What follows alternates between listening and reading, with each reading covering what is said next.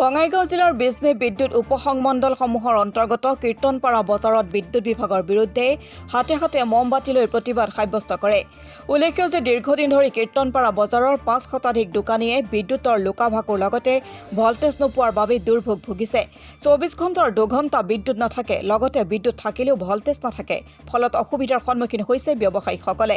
ইফালে বিদ্যুৎ মাচুলৰ ক্ষেত্ৰতো অতিৰিক্ত মাচুল লোৱাৰ অভিযোগ। দীৰ্ঘদিন ধৰি নিয়মীয়া বিদ্যুৎ যোগানৰ লগতে ভল্টেজ বৃদ্ধিৰ দাবী কৰি আহিছে যদিও এতিয়ালৈকে বিদ্যুৎ বিভাগে গুৰুত্ব দিয়া নাই, যাৰ বাবে আজি বিদ্যুৎ বিভাগৰ বিৰুদ্ধে প্ৰতিবাদ সাব্যস্ত কৰে। প্ৰতিবাদকাৰীসকলে শীঘ্ৰে নিয়মীয়া বিদ্যুৎ যোগানৰ লগতে ভল্টেজ বৃদ্ধি কৰিবলৈ দাবী জনাইছে। বৃদ্ধি করা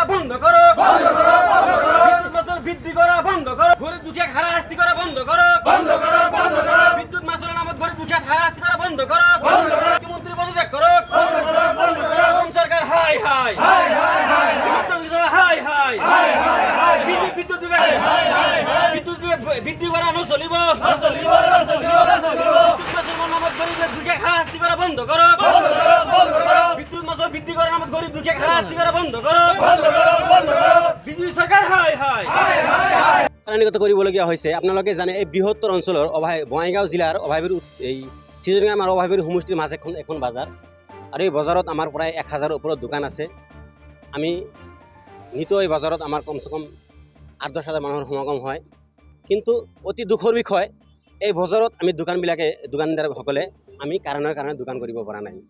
আপোনালোকে জানে যেতিয়া বিজেপি চৰকাৰখনে এই গাদী দখল কৰিছিল, তেখেতে কথা দিছিল ২৪ ঘণ্টাত আমাৰ বিজুলী যোগান ধৰিব, কিন্তু সম্পূৰ্ণ মিছা কথা আৰু ভুৱা প্ৰতিশ্ৰুতি। ২৪ ঘণ্টাটো দূৰৰ কথা, আমি কিছুমান দিনে আধা ঘণ্টা আমি কাৰেণ্ট নাপাওঁ, আৰু যদিও কাৰেণ্ট আহে আমাৰ ফেনবিলাক নঘূৰে, লাইট নজ্বলে, আৰু লাইট নজ্বলিলে আমি কেনেকৈ দোকান কৰিম। গতিকে আমি এই কীৰ্তনপাৰা বাসীৰ হৈ বা সমস্ত দোকানদাৰৰ হৈ আমি এইখন বজাৰত দোকান কৰোঁ। গতিকে আমি অনুৰোধ জনাইছোঁ যাতে আমাৰ এই বিদ্যুৎ মাচুলখন বৃদ্ধি নকৰি আমাৰ যাতে দোকানবিলাকক অলপ সহযোগ কৰি লাইনৰ পূৰ্ণাংগ ব্যৱস্থা কৰি দিয়ে, আৰু যাতে ভল্টেজৰ ব্যৱস্থা কৰি দিয়ে। মই কীৰ্তনপাৰা বজাৰৰ হৈ এলেকাৰ ৰাইজ হৈ আৰু কীৰ্তনপাৰা বজাৰৰ দোকানদাৰ বন্ধুসকলৰ হৈ দুই এষাৰ লাইন পাৰপছত ক'বলৈ ওলাইছোঁ।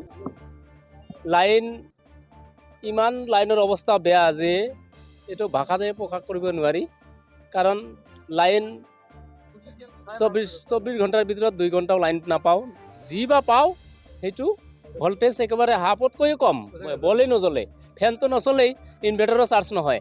দোকানদাৰবিলাক বিজনেছ কৰি আছে, বিজনেছত বহুত ক্ষয় ক্ষতি হৈ আছে।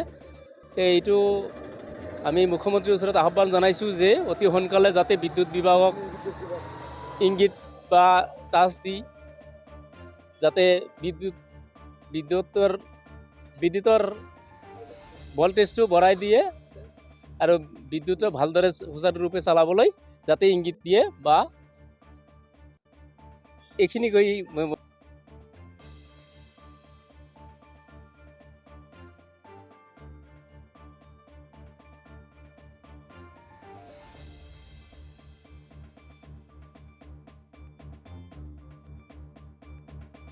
মানিকপুৰৰ পৰা আব্দুল সুবাহানালৈ ৰিপৰ্ট, অসম টুডে।